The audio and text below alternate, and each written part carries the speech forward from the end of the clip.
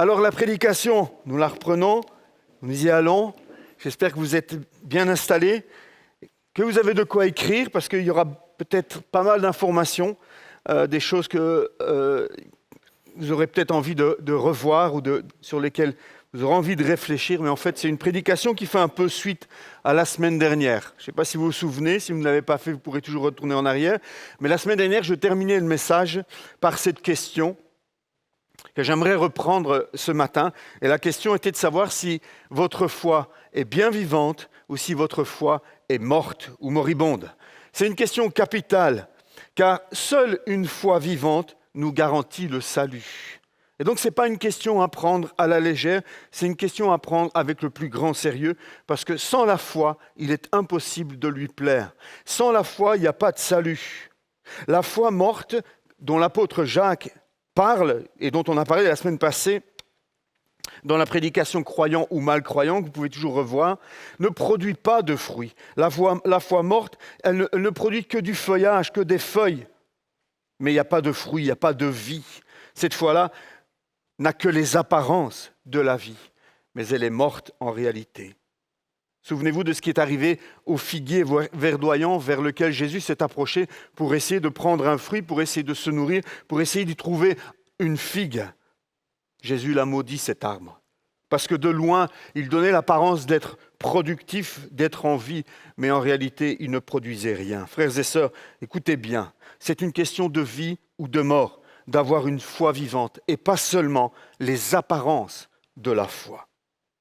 Vous le savez, ou peut-être pas, je suis professeur de sciences. Avant d'être pasteur, j'étais professeur de sciences.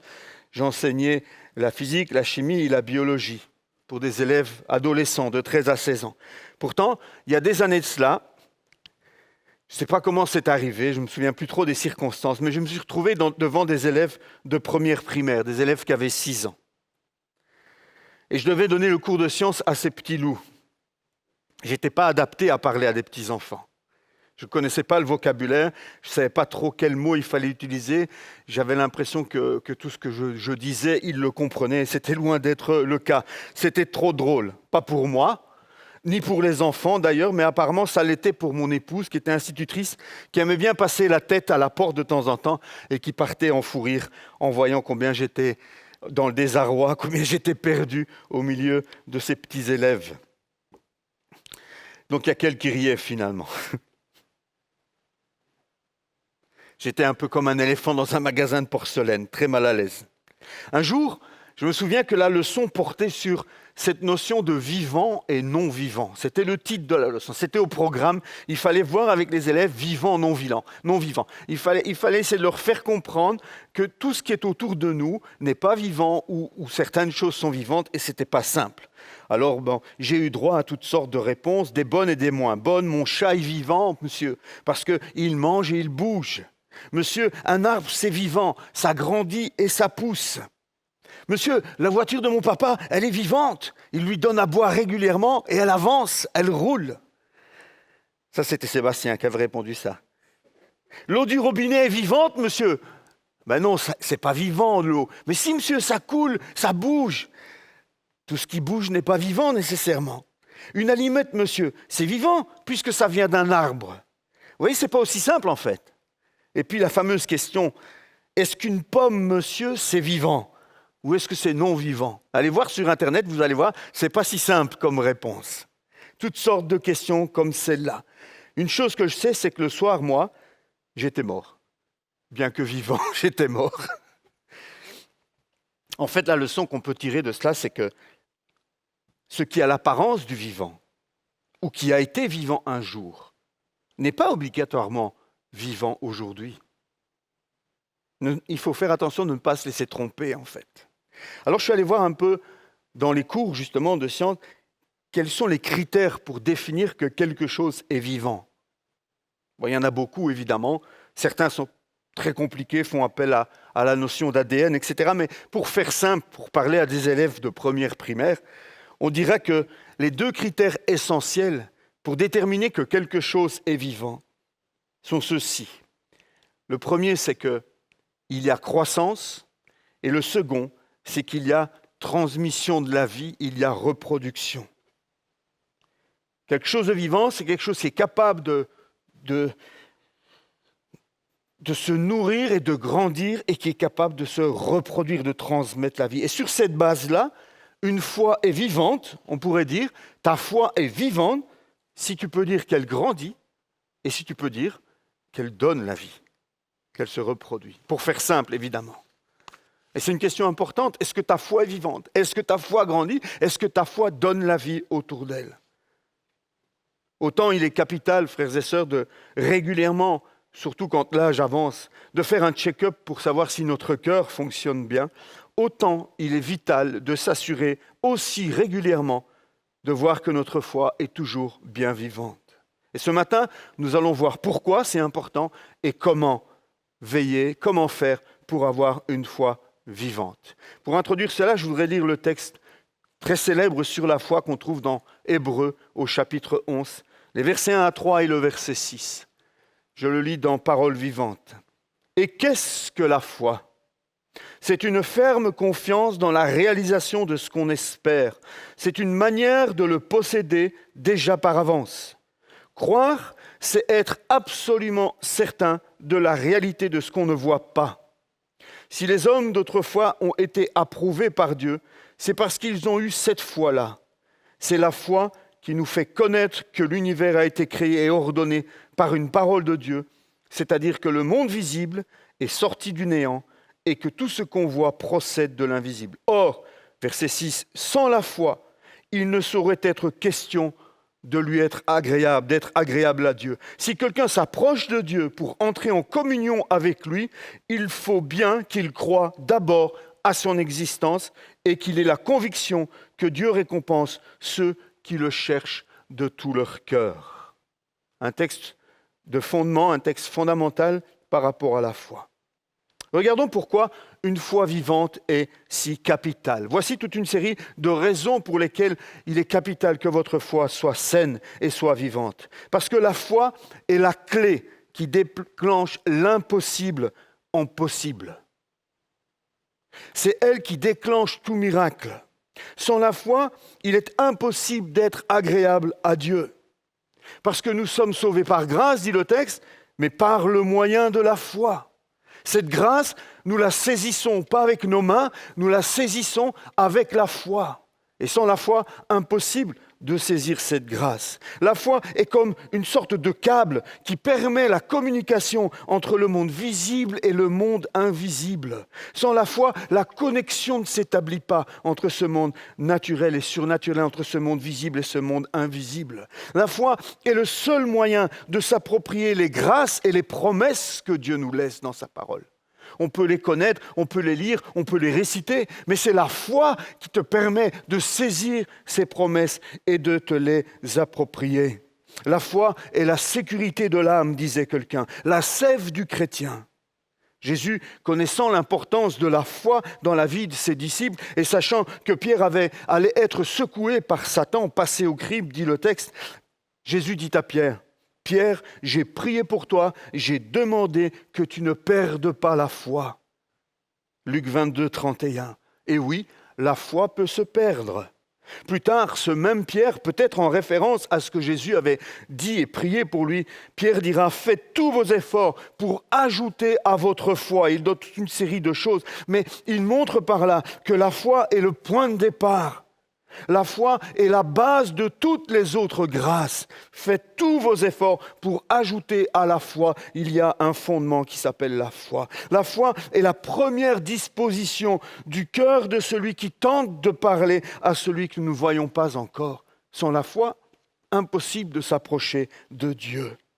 La foi ouvre un chemin à la prière au trône de Dieu. Vous voyez, la foi est importante. Une foi vivante, c'est capital si l'on veut vivre les réalités de la parole de Dieu. Il y a beaucoup de chrétiens qui ont l'impression que la Bible ne prend pas vie, ont l'impression que leur vie chrétienne est comme morte, comme si Dieu ne répondait pas, comme s'ils ne voyaient pas les promesses de Dieu s'accomplir pour eux. Peut-être leur manque-t-il une foi vivante, parce que la foi est capitale pour une vie chrétienne riche et remplie de fruits. La foi est capitale pour que ta vie ne ressemble pas à un figuier rempli de feuilles qui ne porte jamais de fruits. La foi, frères et sœurs, c'est, je dirais, ce qui, en nous, demande le plus de soin. Et il faut prendre soin de sa foi. Il faut veiller sur sa foi. Il faut parfois redonner une santé à notre foi. Le chrétien peut et, je dirais même, doit prier comme les disciples priaient. Seigneur, augmente ma foi. Augmente notre foi. Ce n'est pas une prière à faire comme ça, une fois de temps en temps, mais c'est vraiment une prière qui doit être sur ton cœur. C'est une prière qui doit être une demande constante sur ton cœur, de dire, Seigneur, augmente ma foi. Parce que chaque fois que ma foi augmente, je m'approche de Dieu un peu plus. Chaque fois que ma foi augmente, je peux m'approprier davantage les promesses de Dieu. Je peux saisir les grâces de Dieu, parce que sans la foi, c'est impossible. La foi vivante grandit. Elle ne stagne pas, elle ne reste pas au même état et surtout, elle ne diminue pas, sinon c'est un signe de mauvaise santé. Quand ton enfant cesse de grandir ou quand une personne décline, c'est signe de mauvaise santé. La foi doit grandir. La foi ne peut pas se contenter des acquis d'hier. La foi doit se saisir aujourd'hui des promesses d'aujourd'hui pour grandir aujourd'hui. Pas compter seulement sur ce qui est derrière, pas se dire demain ça ira mieux. Non, aujourd'hui ta foi doit grandir. Paul félicitait les chrétiens de Thessalonique. Il aurait pu les féliciter pour toute une série de choses différentes, mais Paul choisit de féliciter les chrétiens de Thessalonique parce que leur foi faisait de grands progrès. C'est important pour Paul. Et Paul relève cela. Je vous félicite parce que votre foi fait de grands progrès. Est-ce que ta foi fait des grands progrès? Est-ce que ta foi fait même des petits progrès? Je pourrais peut-être t'en féliciter. Comment me direz-vous? Comment faire alors pour que la foi grandisse? Eh bien, la foi, frères et sœurs, on pourrait la comparer à un muscle. La foi grandit. La foi se fortifie en l'exerçant et en la nourrissant, comme le muscle. Avant que petite Marie, c'est comme ça que j'appelle une de mes belles-filles, avant que petite Marie, comme nous l'appelons affectueusement à la maison, ne nous enlève notre Stanley, le kidnappe et l'embarque, nous avons eu le temps d'observer la transformation de Stanley pendant ses études pour devenir prof d'éducation physique. Au fil des mois, nous voyons sa masse musculaire, et il ne se cachait pas de nous le montrer aussi régulièrement, nous voyons sa masse musculaire se développer, nous voyons ses pecs gonfler, nous voyons ses biceps prendre forme, ses tablettes de chocolat se dessiner. Il en était tellement fier. Donc on a assisté à cela, presque quotidiennement d'ailleurs. Et au fil des mois, il s'est transformé. Et il s'est transformé pourquoi? Pas parce qu'il s'était inscrit au cours de gym, pas parce qu'il s'était inscrit pour devenir professeur, ça ne s'est pas fait automatiquement. Il s'est transformé parce qu'il a commencé à pratiquer toutes sortes d'exercices de manière quotidienne. Des heures et des heures de sport, de gymnastique, d'athlétisme, jour après jour. Et le « et » est important. Je ne comprenais pas trop ce qu'il fabriquait à l'époque. Mais aussi parce qu'il mangeait. Il mangeait énormément de protéines, des protéines en grande quantité. Et l'addition des deux, l'exercice et le fait de s'alimenter, de prendre des protéines, faisait que sa masse musculaire se développait.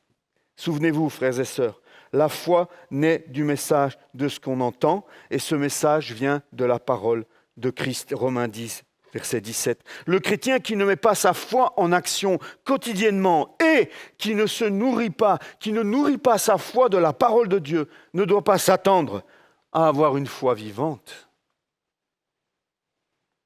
Manger seulement mène à l'obésité et à l'inaction.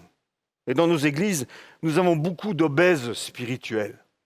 Nous avons beaucoup de chrétiens qui se contentent de se nourrir, qui écoutent, mais qui ne mettent jamais en pratique. Ils sont atteints de ce qu'on appelle l'obésité spirituelle. Et plus ils sont obèses, moins ils bougent, moins ils se mettent en action. Et moins ils se mettent en action, plus leur obésité s'accentue, leur obésité spirituelle.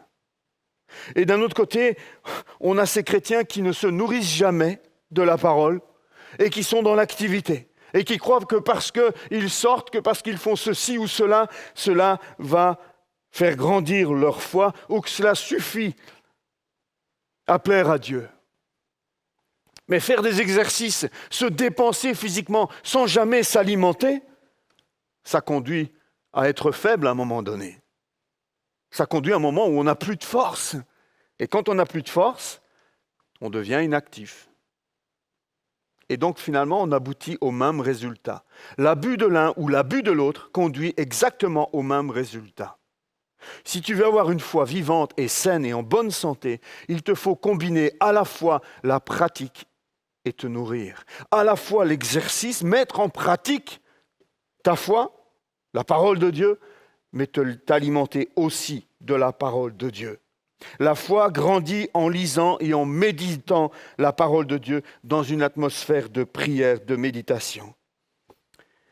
Rappelons-nous aussi ce matin que avoir la foi ne signifie pas faire n'importe quoi.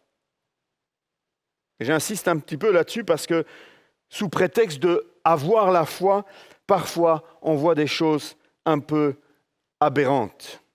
La vraie foi, la foi vivante, s'appuie sur la parole de Dieu et sur ses promesses.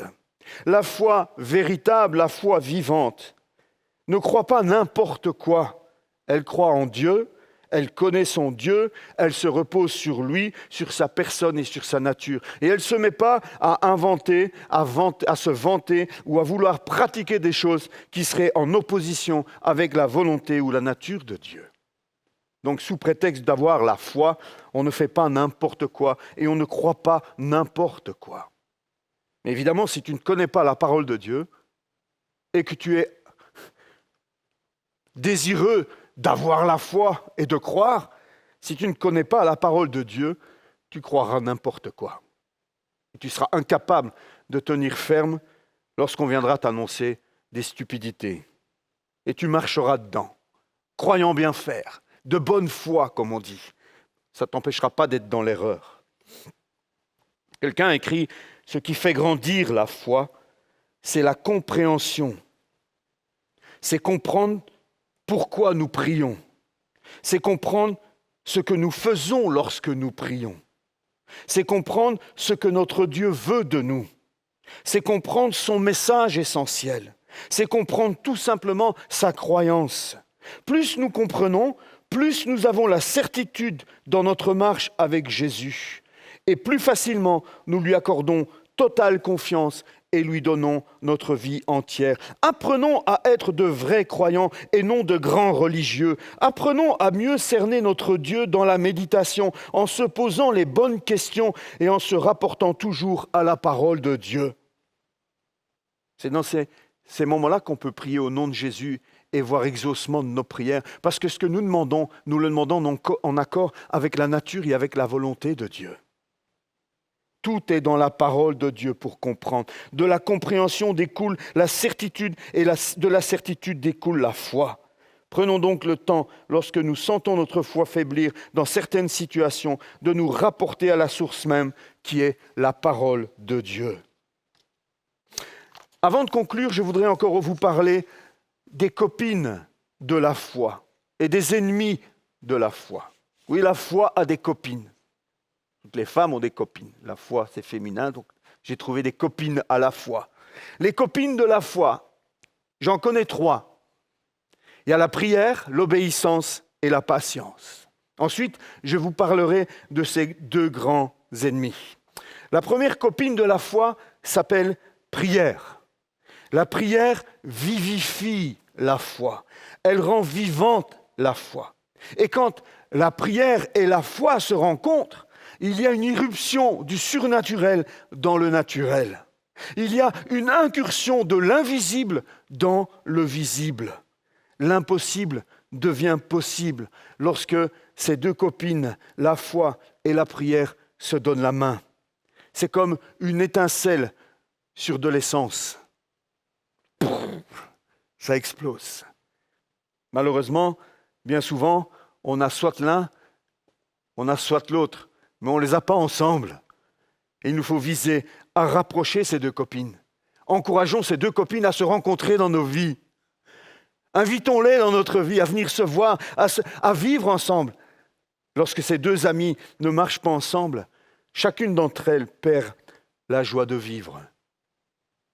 Ce sont des images, évidemment, mais pour essayer de vous faire comprendre.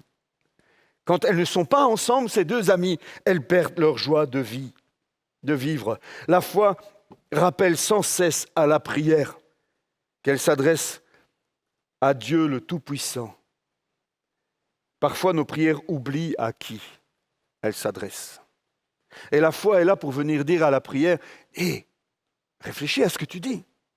Tu t'adresses à Dieu. Hé, ce que tu demandes là, en le suppliant, en te lamentant devant Dieu, est-ce que c'est sûr que c'est comme ça qu'il faut le demander? Si Dieu te l'a déjà promis, est-ce qu'il ne faut pas plutôt le réclamer, le saisir par la foi? La foi vient nous aider à prier. La foi vient nous aider à comprendre la copine prière.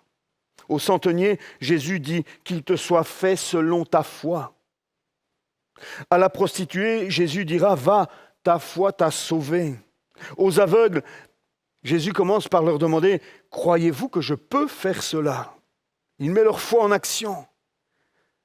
Et ensuite, il leur dit qu'il vous soit fait selon votre foi. Vous voyez, la foi est capitale, la foi est importante.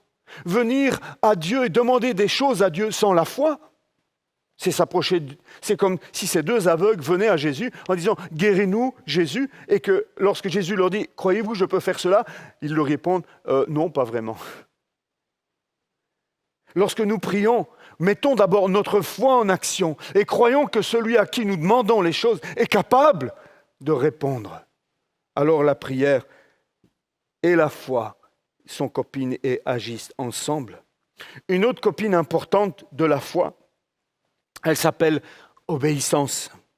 L'obéissance stimule la foi. La prière vivifie la foi, mais l'obéissance stimule la foi et réciproquement. Obéir à la volonté de Dieu, c'est essentiel à une foi vivante, comme la foi est indispensable à l'obéissance. Pierre dira, « Seigneur, nous avons travaillé toute la nuit et on n'a rien pris. Et c'est la nuit qu'on prend.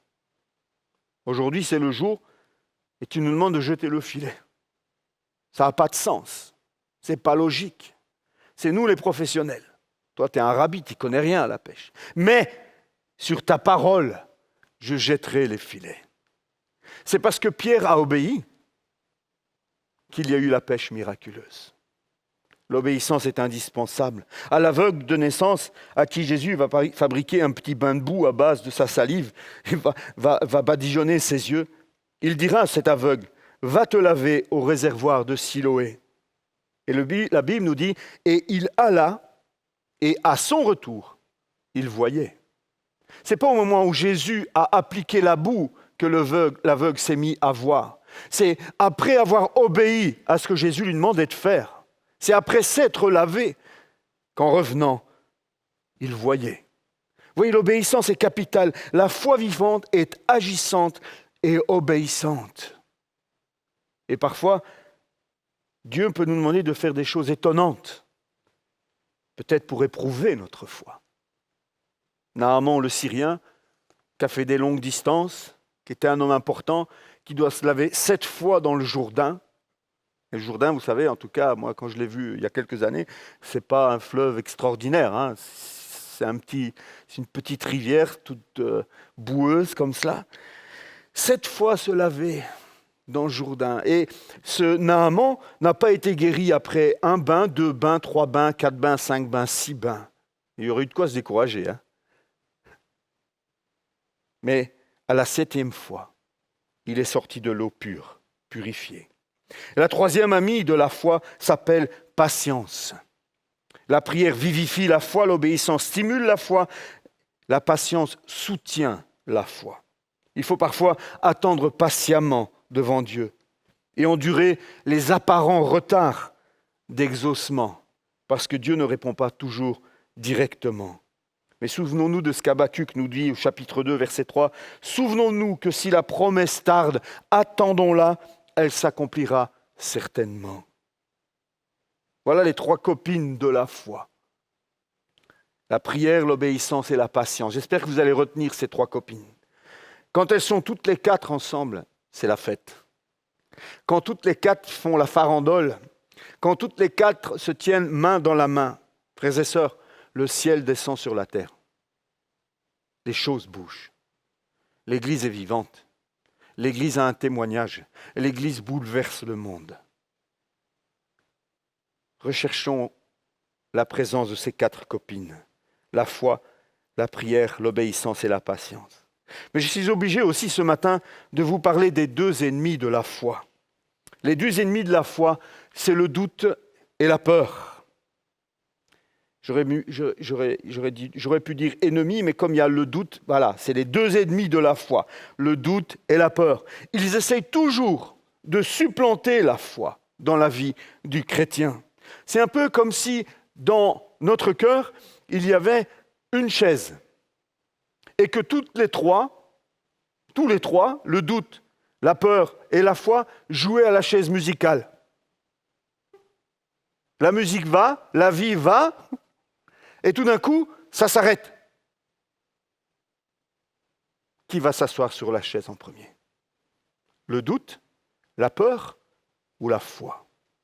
Lorsque c'est la foi qui gagne, lorsque tu permets à la foi de saisir la seule chaise qui reste, même si la vie s'arrête, tu gardes la paix. Tu gardes la paix. Tes yeux restent fixés sur le Seigneur et tu n'as rien à craindre. Mais chaque fois que tu laisses le doute ou que tu laisses la peur prendre la place de la foi dans ta vie, c'est le début de tes misères. C'est le début de c'est le début de la fin. Le doute et la peur se relaient sans cesse. Le doute et la peur s'unissent même parfois pour prendre la chaise et pour éjecter la foi de ta vie. Mais c'est notre devoir à nous de veiller à ce que ces 2 ennemis redoutables ne prennent pas la place. C'est notre devoir à nous, en tant qu'enfants de Dieu, à garder les yeux fixés sur Jésus et à veiller à ce que celui qui occupe la chaise, celle qui occupe la chaise, ça soit sans cesse la foi. La foi. Souvenez-vous, Pierre a coulé lorsqu'il a détourné les yeux de Jésus et qu'il a eu peur en regardant les vagues tout autour de lui. C'est à ce moment-là qu'il a commencé à perdre pied et à couler. Le doute et la peur doivent être combattus ardemment par le chrétien. Nous devons être sur le qui-vive en permanence quelque part pour veiller à ce que ce soit bien la foi qui dicte nos actes, que ce soit bien la foi qui soit au contrôle de nos pensées, que ce soit bien la foi qui soit au contrôle de nos décisions, et jamais le doute ou la peur. En conclusion, je terminerai par certaines questions, et je te demanderai ce matin, est-ce qu'au fil des années, ta foi s'est-elle renforcée? Ou est-ce que ta foi décline? Est-ce que l'on voit dans ta vie les fruits de la foi vivante? Je voudrais que tu te poses ces questions ce matin. N'écoute pas d'une oreille attentive, ne balaye pas trop rapidement les questions qui te dérangent ce matin. Parce que ce n'est pas moi qui te les pose, c'est Dieu qui te les pose. Est-ce que ta foi est vivante? Ta foi donne-t-elle la vie autour d'elle ou ta foi est-elle stérile? Tout au juste, elle arrive à te maintenir difficilement en vie. Mais ce n'est pas ça une foi vivante. Une foi vivante donne la vie autour d'elle. Une foi vivante donne envie de saisir les fruits qu'elle produit. Une foi vivante donne envie aux autres, à ceux qui t'entourent, de vivre la vie que tu vis, de saisir cette vie à pleine main. Ils viennent au figuier, ils ont envie de saisir les figues qui sont là pour s'en repaître. C'est ça la foi vivante. Est-ce que ta foi grandit? Est-ce que ta foi donne la vie autour de toi? La Bible nous dit que Jésus, un jour, a dit « Quand le Fils de l'homme reviendra, trouvera-t-il la foi sur la terre ?» Mais la question ce matin, c'est « Lorsque le Fils de l'homme reviendra, trouvera-t-il la foi en toi ?» Soyons pas trop généraux. Pensons à nous ce matin. Est-ce que lorsque Jésus reviendra, ou est-ce que lorsque Jésus te reprendra, lorsque tu donneras ton dernier souffle, est-ce que Jésus trouvera la foi en toi? Vous savez, je pense que de nos jours, L'Église a moins besoin de théologiens de renom, de mécènes fortunés, de personnes de pouvoir influentes que d'hommes et de femmes de foi qui prient avec ferveur, avec la trempe des héros de la foi qu'on trouve dans Hébreux 11 ou qu'on vous montre sur Internet ces dernières semaines. Ce sont des hommes de foi, des femmes de foi que Dieu recherche. D'ailleurs, si vous regardez ces histoires qu'on met sur YouTube, là, les quelques héros de la foi, peu avaient une éducation très, très poussée. Dieu se sert d'hommes et de femmes simples, d'hommes et de femmes humbles, qui n'ont rien et qui sont totalement dépendants de Dieu pour faire des choses extraordinaires. Ces héros de la foi avaient reçu un bon témoignage. Ceux d'Hébreux 11, je parle. Les héros de la foi, ces héros de la foi avaient reçu un bon témoignage, non à cause de leur fortune, non à cause de leur science, mais à cause de leur foi. La foi, frères et sœurs, c'est ce qui compte aux yeux de Dieu. La foi, c'est ce qui te rend agréable aux yeux de Dieu. La foi, c'est ce qui te permet d'entrer dans sa présence. La foi, c'est ce qui te permet de saisir sa grâce, son salut. Posez-vous cette question. Ai-je foi en Dieu? Ai-je encore foi en Dieu? Ai-je vraiment foi en Dieu? Et ce matin, assurez-vous que c'est bien l'Esprit de Dieu qui confirme et qui vous répond oui, et pas simplement votre ego ou le diable qui vous rassure en me disant « Oui, t'inquiète pas, tout va bien », alors que c'est faux. Assurez-vous que c'est bien l'Esprit de Dieu qui confirme ce matin « Oui, ne t'inquiète pas, ta foi est vivante et agissante ». Si tu essayes toi-même de te trouver des excuses ou des raisons de pouvoir dire « Ah oui, je fais ceci, je fais ceci », non, tu es à côté de la plaque. L'Esprit de Dieu atteste, te dit maintenant dans ton cœur si ta foi est vivante. J'ai connu des chrétiens qui voulaient déplacer des montagnes, qui parlaient de la foi, qui voulaient déplacer des montagnes, qui voulaient guérir, qui voulaient ressusciter des morts, mais qui étaient dans mon bureau apeurés au moindre petit bobo, à la moindre petite douleur, au moindre petit signe de maladie, inquiets pour demain, avant de vouloir déplacer des montagnes. Commençons par vivre au jour le jour et tenir dans la foi. Je voudrais terminer avec une citation d'un héros de la foi, d'un homme de prière, qui est pour moi un modèle, je lis beaucoup ses écrits, qui s'appelait Edward McHenry Boons. Voilà ce qu'il disait. Avoir la mentalité du pèlerin, du voyageur sur cette terre facilite la vie de prière et la foi vivante. Quiconque est comblé par cette terre et satisfait par elle ne peut pas prier avec foi. Mais ceux qui, avec une foi inébranlable et des prières incessantes, s'attendent constamment au Seigneur, renouvellent leurs forces, prennent leur envol comme des aigles, courent sans se lasser et marchent sans se fatiguer. Alléluia. Je termine en vous laissant une dernière image. Est-ce que ta foi ressemble à un petit arbrisseau bien vivant qui est en train de grandir? Ou est-ce que ta foi ressemble à une allumette? C'est du bois. Les deux sont du bois. L'un est vivant et pourra donner du fruit. L'autre est mort et est destiné à brûler et à disparaître. Est-ce que ta foi ressemble à une allumette? Ou est-ce que ta foi ressemble à un arbrisseau qui pousse? On va prier ensemble. Je vous invite à... Sébastien, tu nous joues un petit morceau. Je vous invite à prendre quelques minutes de méditation, de réflexion. On ne va pas chanter, on va juste laisser la mélodie nous porter. Que cette mélodie nous porte à être vrais devant Dieu ce matin.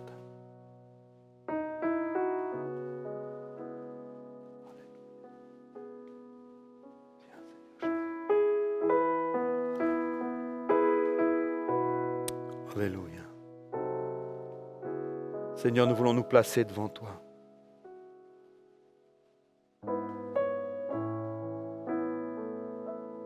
Nous voulons nous placer devant toi ce matin. Et Seigneur, nous ne voulons pas répondre nous-mêmes à ces questions. Nous ne voulons pas laisser le diable répondre à ces questions. Nous voulons entendre ton Saint-Esprit répondre à ces questions dans nos cœurs. Alléluia. Viens, Saint-Esprit, ce matin. Viens dans les maisons. Viens dans les cœurs surtout. Que celui qui se porte bien, Saint-Esprit,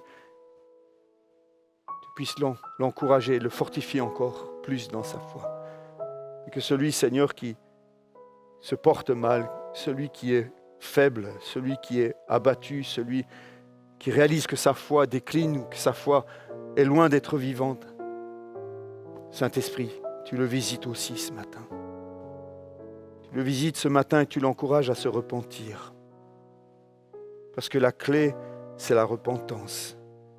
La clé, c'est reconnaître sa pauvreté spirituelle. Heureux les pauvres en esprit, disait Jésus. Seigneur, nous voulons reconnaître notre faiblesse ce matin. Reconnaître notre faiblesse spirituelle. Et nous voulons crier à toi, Seigneur, et te demander, Saint-Esprit, viens raviver notre foi. Viens, Saint-Esprit, crée en nous le vouloir et le faire pour que, Seigneur, nous puissions nous nourrir à nouveau correctement.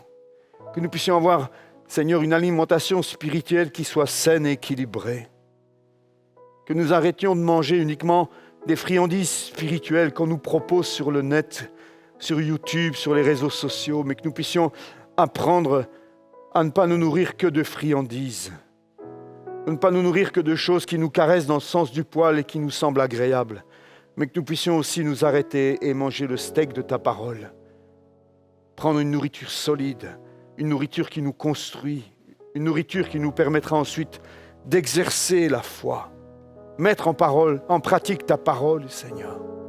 C'est ce qui fera de nous des hommes et des femmes de foi forts. Seigneur, merci de bénir ton peuple ce matin par ta parole. Merci d'interpeller les uns et les autres. Merci de prendre par la main, Seigneur, celui qui a besoin d'être pris par la main. Celui qui a besoin d'être relevé, tu le relèves, Père, dans le nom de Jésus. Je les bénis et je prie, Papa.